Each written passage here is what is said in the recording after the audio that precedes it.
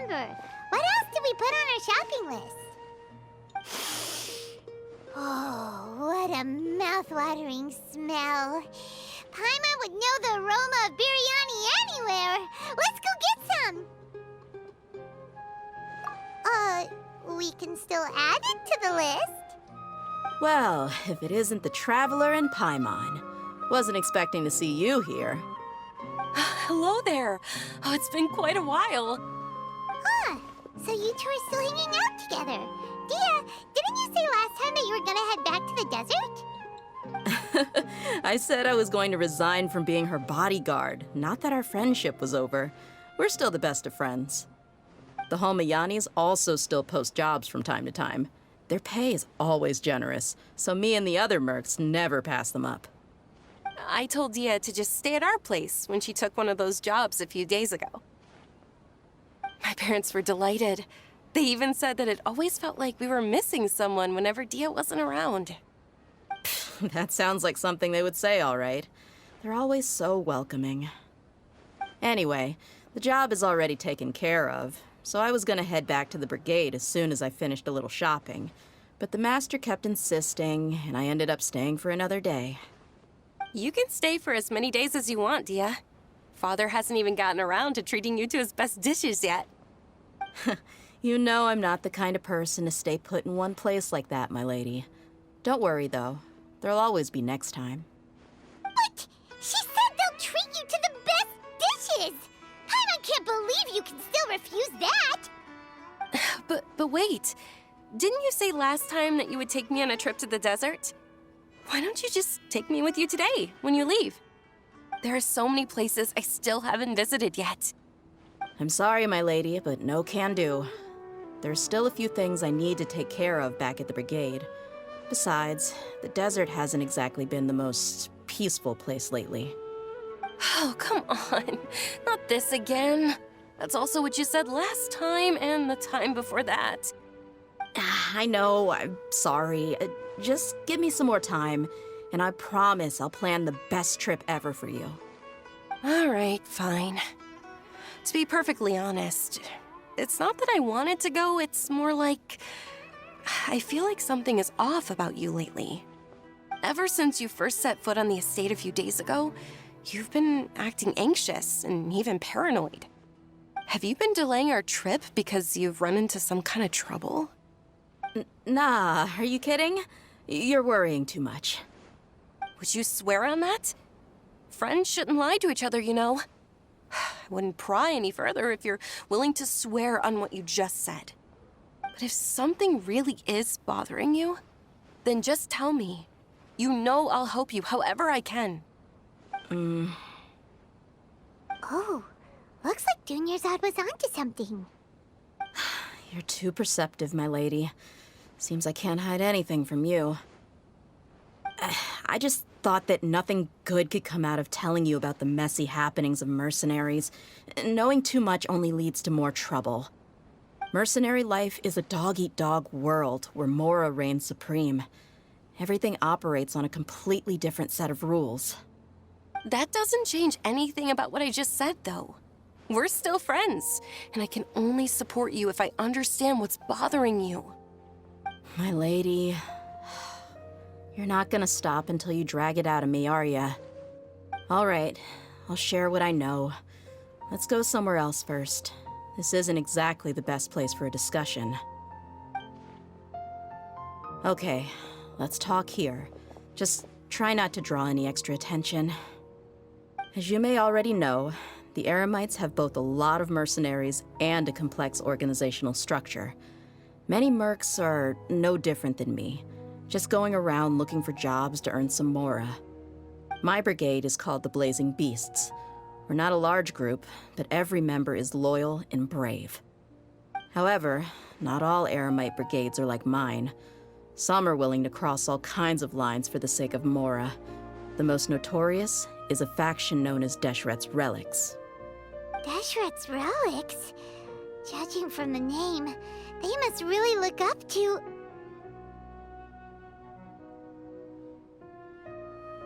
Yep, you got it.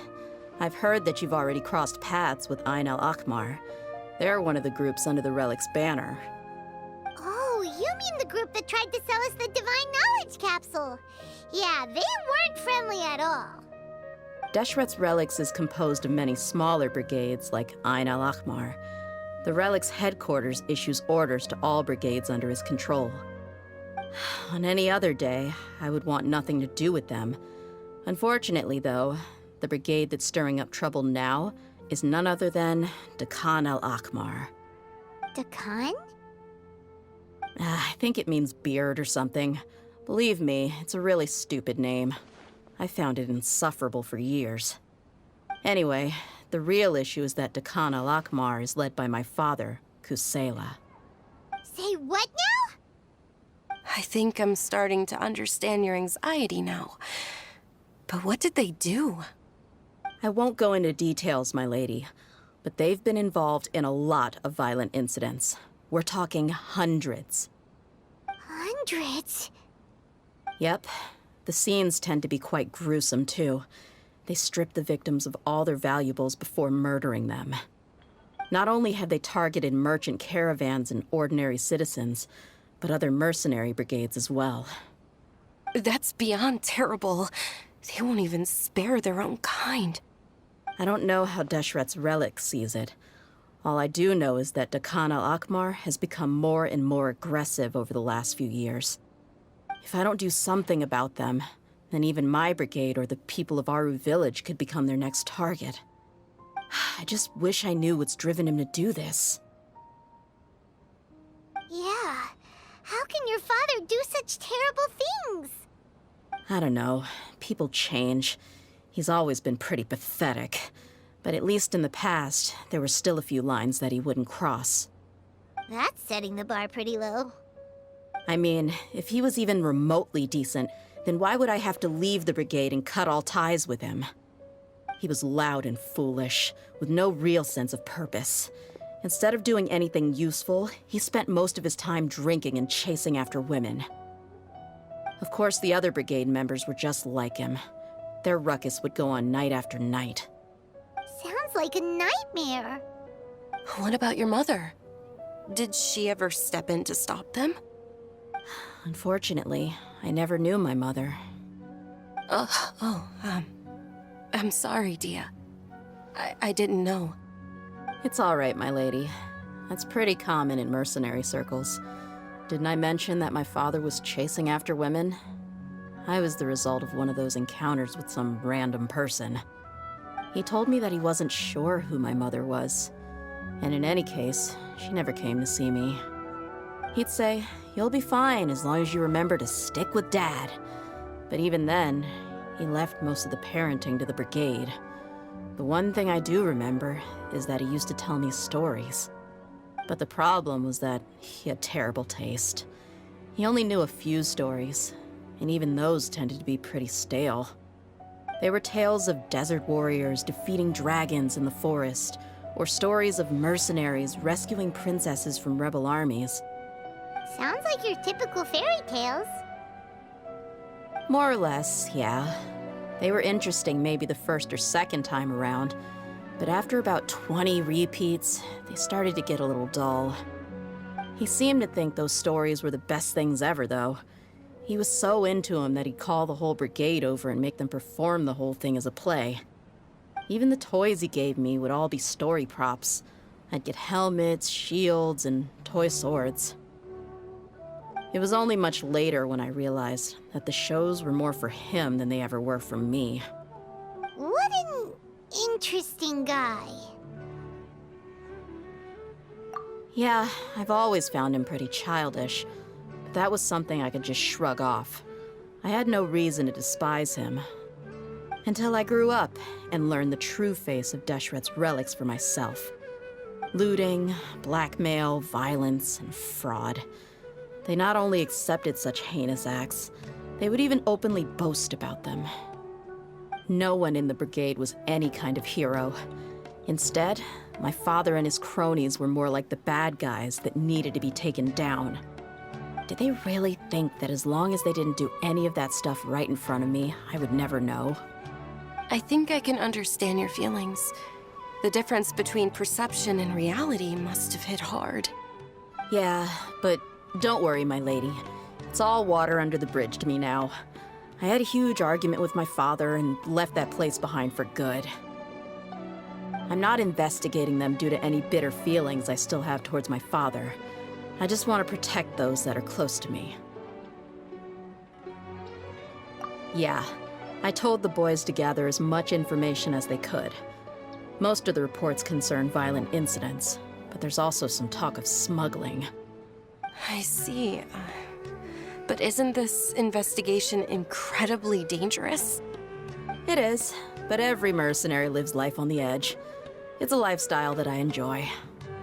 That may be true, but it'll be impossible for those who care about you not to worry.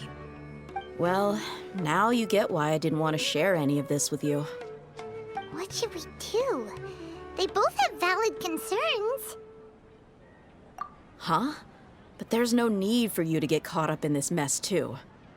Well, he's super tough, so if he went into the desert with you, then Paimon bets the problem will be solved in no time. I'm inclined to agree.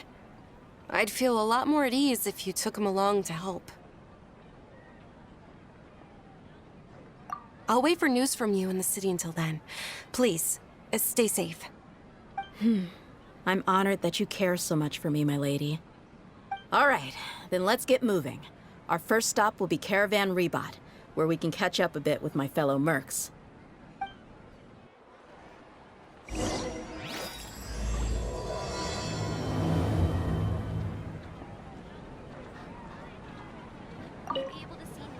Please be careful. I'll stay in the city and wait for news from you. Just don't do anything reckless, all right?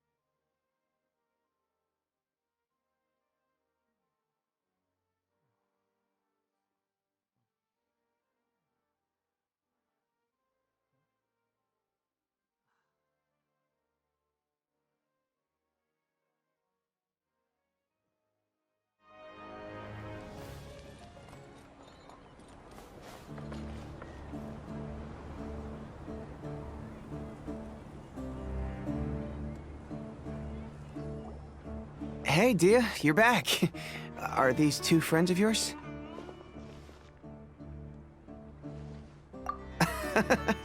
Likewise. There's no need to be so formal with us. We're a pretty casual crew. Anyway, since we've got a newcomer, let me fill you in on what the Khan al-Ahmar's been up to lately.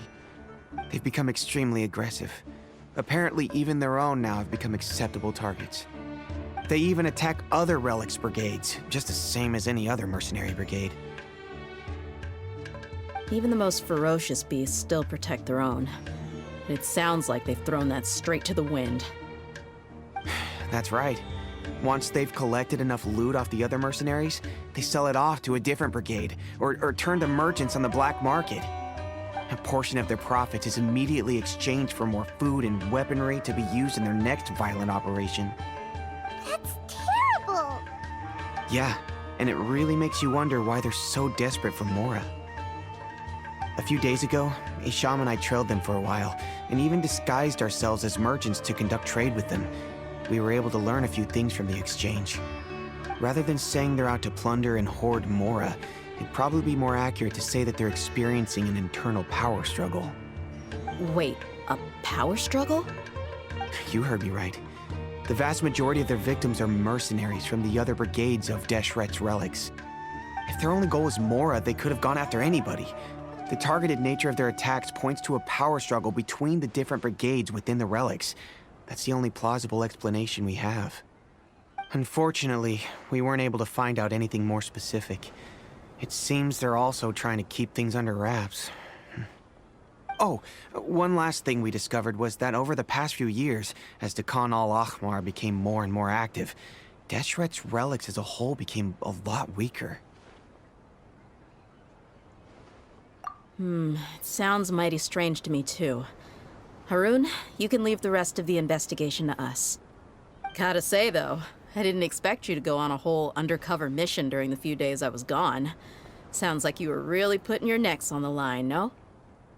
Nah, it was nothing. We're just as concerned about the situation as you are. Dakan al-Ahmar is your father's crew, after all. What he said. Besides, Dehya, haven't you done more dangerous things than all of us combined? What we did is nothing compared to your experiences. Yeah. And while they went to talk with Dakan al-Ahmar, I took a look at the last camp they attacked. Any survivors of the attack were already long gone. There was nothing of value left in the camp.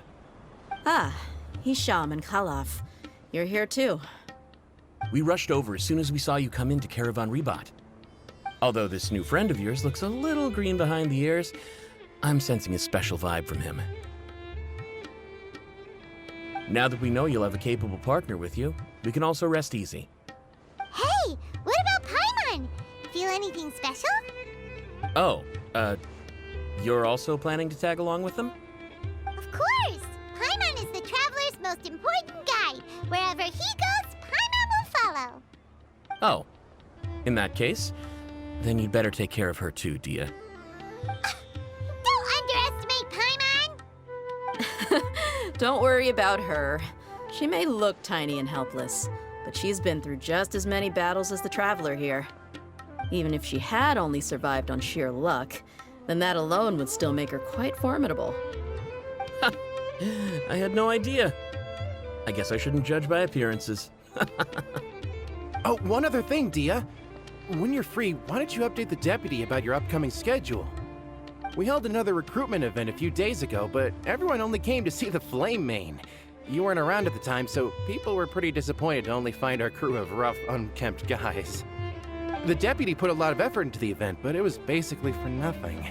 Only a few people chose to stay, and that really got to him. Sorry to hear that. I'll be sure to bring him some great liquor next time. I left in a hurry and I couldn't make it back in time for the event. Gotta admit, I can understand their disappointment, though. You're our brigade's main selling point, after all.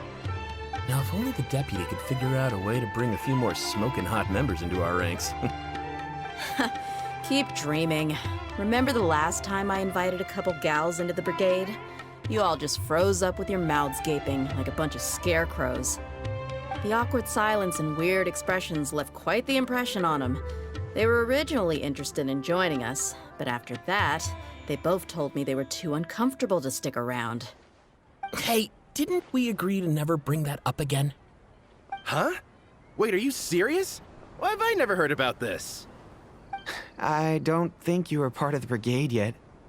Are you kidding me? I missed a once-in-a-lifetime moment like that and you weren't even gonna tell me? All right. We can tell you about it later. Now's not the time. Hey, don't you try to change the subject. You and Hisham get your butts over here and tell me everything right now. Are they always like this? More or less. There aren't many rules or graces when it comes to mercenaries. We're used to just speaking our minds. If someone starts getting under your skin, you just yell right back at them. And if that doesn't put an end to it, then you just challenge them to a fight. But we also don't tend to take many things too seriously. Being direct and getting it all out of your system as soon as things come up is better than keeping everything bottled up, never talking about it. That's also why I never spare their feelings when I talk to them. If I want to laugh, I'll laugh. If I'm angry, then I'll unload on them. It's hard to stop once you get used to it. Though, I can never do that when I'm with the Homayanis. Hey, knuckleheads! Can you at least tell me the rest of the intel before you go back to your bickering? Yeah, you hear her, Khalaf? Told you we gotta focus on the investigation first. I drew up a map. Right here is the spot. There you'll find the merchant caravan responsible for getting rid of Dakan al-Ahmar's looted goods. All you gotta do is wait and ambush them in the evening. they'll have no idea what hit them. Perfect. Thanks for that. Be sure to pass my regards to everyone else in the brigade as well. Will do. You stay safe, Dehya.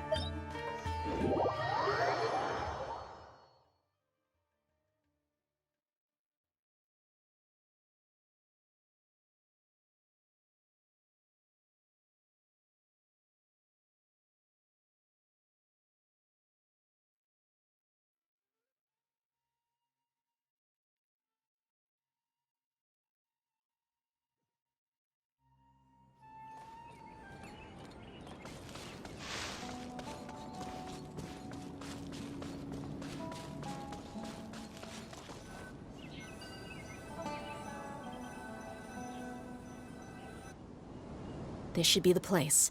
Let's find a spot to hide and bide our time.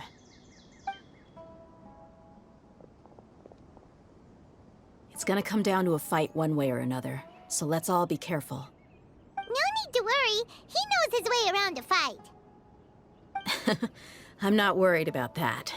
What I meant is that we probably shouldn't go too hard on the enemy. After all, we still need to get information out of them.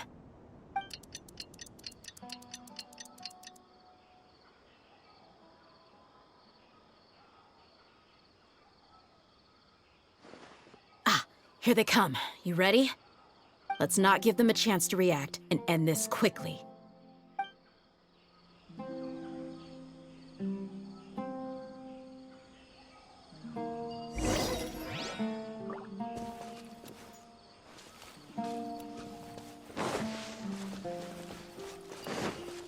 That's close enough. Feeling lucky today? Come on, you coward. Take that!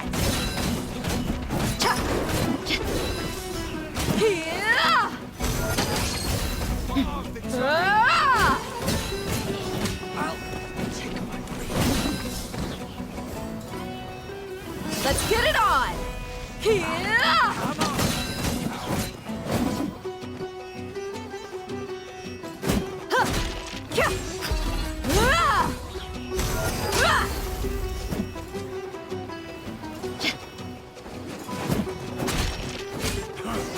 You won this one.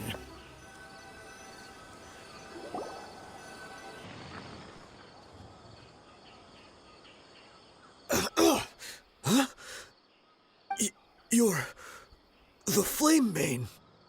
Good. That saves me an introduction. All right, time for a little talk. Are you buddies with Dakana Lakmar now? Tell me, what are they after? You know the code of being a mercenary just like everyone else. The first rule is to never divulge key information about our employer. What makes you think I'd talk? That might have worked on an amateur, but I know you're just looking to protect your reputation. Think about it, though. What's your reputation worth if you won't have the other tools you need to succeed in this line of work? Tools like, I don't know, your limbs or eyes? You've got 5 seconds. You might want to think twice about how much your employer's information is worth to you. Whoa! I'm not joking around. We can do this the easy way or the painful way. 2 seconds! I'll save you the trouble.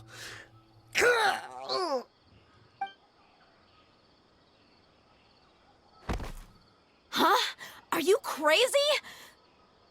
He tried to bite off his own tongue. Quick, search the area for any first aid supplies. I definitely didn't expect him to go that far. Thankfully, the wound wasn't too deep, and he just passed out from the pain. But why would he be so extreme? I just wanted to test his mettle. You can get a lot of mercenaries to talk just by threatening them. I didn't expect him to be willing to go through so much pain just to deny us some intel. Well, he's out cold for now. We could wait for him to wake up, but maybe it's not a good idea to interrogate him any further. What should we do? Yeah, don't worry about it. It'll be a waste of time to interrogate him again after that. He might just hurt himself again if we start asking. There are lots of goods around here. Let's search the area. Maybe we'll be able to find something. I'm really sorry.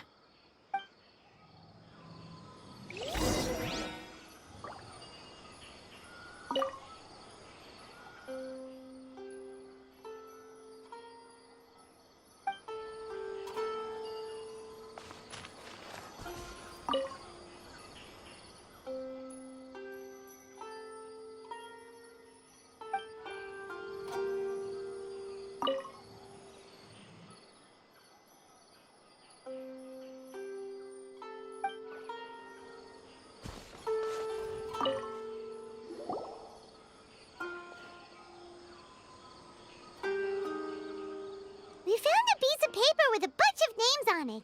Maybe it's a record of something. Let me take a look. If this really is a merchant caravan, they should have a record of their transactions. Yep. I see an entry for Dakana Lakmar right here. Kusela, Idrisi, Bashar, and Takriti.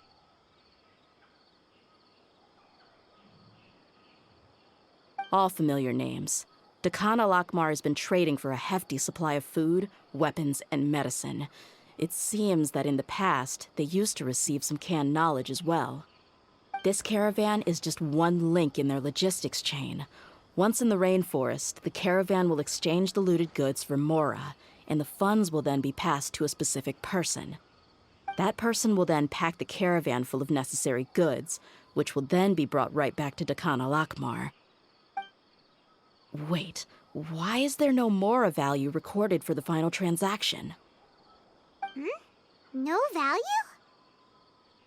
Yeah, every transaction before the last one was marked with an exact amount of Mora, but the final one, where they paid for everything to be brought back to the desert, was simply marked as delivered. Perhaps, but they couldn't have known how much they would make off selling the loot. Do they not care about profit margins at all? Anyway, the next part's the records of the goods themselves. There are a lot of entries. Everything was probably sourced from the rainforest. Huh? What's wrong? Shazamon Homayani? Homayani? You mean Dunyarzad's family?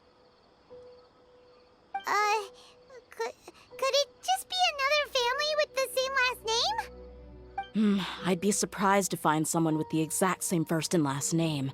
Shazamon Homayani is Dunyarzad's father, and the head of the Homayani family. Just what the heck is going on here? I'm sorry, you're right. I'll consider what we found and not jump to conclusions just yet. But what this piece of paper confirms is that the Homayani family has been providing goods to Dakana Lakmar.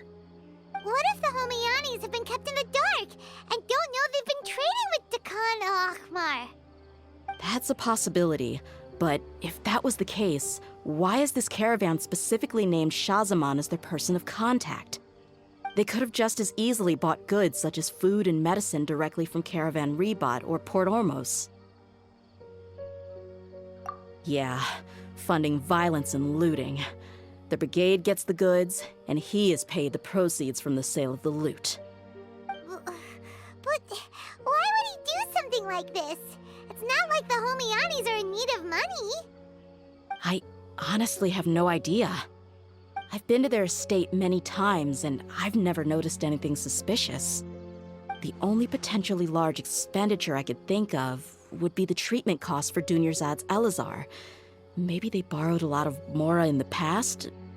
But that's still just a speculation. I don't think the Master would stoop so low to make Mora. You're probably right. I know my lady's personality, and she wouldn't deliberately keep something like this from us. But what should we do now? All we found is just another mystery. If you ask me, we already have no choice but to confront her about this. I'm not worried. It's too early to make a verdict yet. I still have faith in the Homayanis. Let's go find my lady again. We'll tell her everything and see if she's willing to lend us her support. If we're lucky, we can not only figure out the mystery of this paper, but also follow the trail of breadcrumbs to the people responsible at Dekhan al-Akmar. Dehya, are you sure this is the best decision? What if instead of getting the help we need, we just end up revealing everything we've discovered to the enemy? I've considered that possibility, but even still, I want to tell her what we found. I think I owe her that much. True friendship is built on trust. She showed genuine concern for me when we first brought up the topic. I can't repay her kindness with doubt and suspicion. That's not how I deal with people. You're right. Paimon wants to trust Dunyarzad too. Yeah. Let's pay another visit to Sumeru City.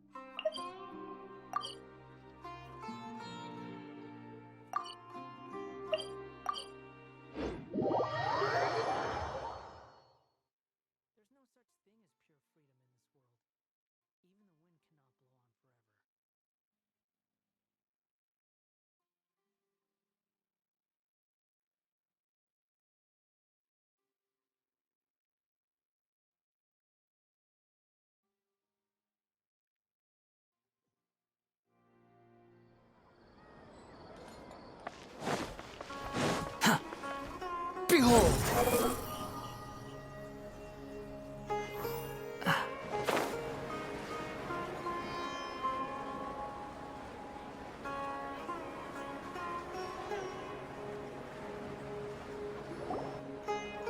We're back, my lady. Oh, you're back a lot sooner than I expected. You mustn't have run into any trouble then. Well, how did it go? What did you come up with? Actually, we're still investigating. It's just that we've discovered something strange. I see. The clues you found have led you back here, in the city? Something like that. Yeah. You all look a little dispirited. Whatever you found must not have been very encouraging after all. Why don't you discuss it with me?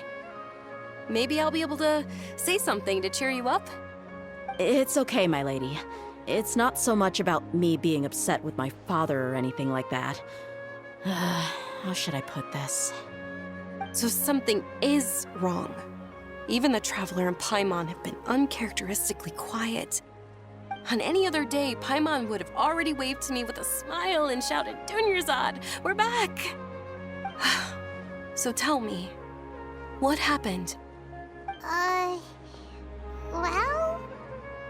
My lady, please prepare yourself for what we're going to tell you next. It concerns the Master. The Master? You mean my father? Okay, I understand. Don't worry about me. I'll listen as attentively as I can.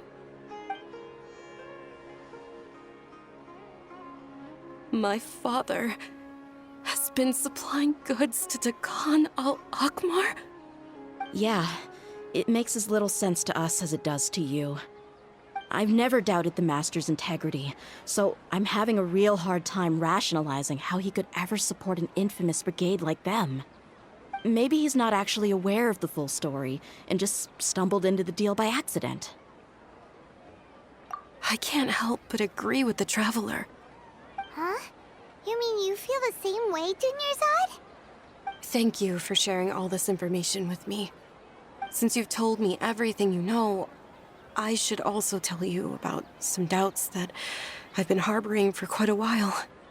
In the past, I thought that my father hired a bodyguard for me so that I wouldn't run away and get lost. However, there are plenty of capable mercenaries in the Corps of 30. Why did my father go out of his way to hire Dehya? About that. Well, the Homayanis really needed bodyguards, so they reached out to the Blazing Beasts. Later, the Master told me that I was one of the best mercenaries he'd ever seen, and that I should stick around to become one of his bodyguards. He offered me a pile of Mora, so I just signed on. Well, but that didn't really answer my question. Just think about it. Why did my father specifically reach out to the Blazing Beasts? Maybe the Corps of 30 just didn't have anyone available, or maybe someone recommended us. I've never given it too much thought. I think I get what you're saying. You'd think none of this was a coincidence. Precisely. At first glance, nothing seemed strange or out of place. But there are many parts of the story that don't actually make any sense. If my father had always been in contact with the Khan al-Akmar, then it would make sense for him to bring Dehya into our house. You mean the goal all along was to get Dehya to be your bodyguard? No, that's too much of a stretch. I cut all ties with my father a long time ago. He has no control over my life anymore.